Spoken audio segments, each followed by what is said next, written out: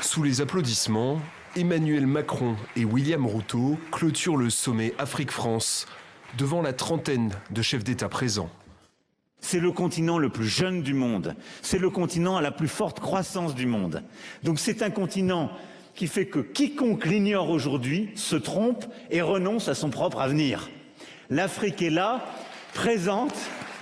Au lendemain des 23 milliards d'euros d'investissement annoncés, la journée a pris une tournure plus politique. William Ruto, le président du Kenya, souhaite que l'Afrique pèse davantage dans les institutions internationales, un avis partagé par le secrétaire général de l'ONU. Il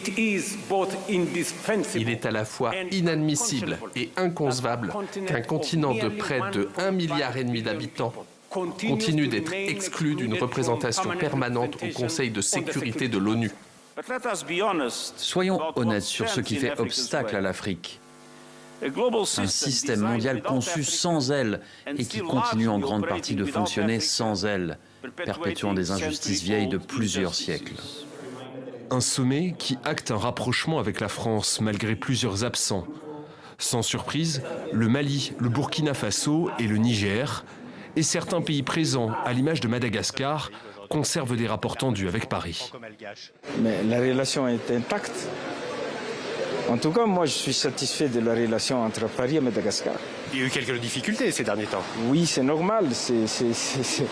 C'est la relation bilatérale.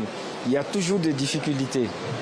Emmanuel Macron et William Ruto se retrouveront au G7 à Évian, en France, mi-juin. L'Afrique espère y obtenir une simplification de l'accès au crédit pour les pays du continent. Thank you very much.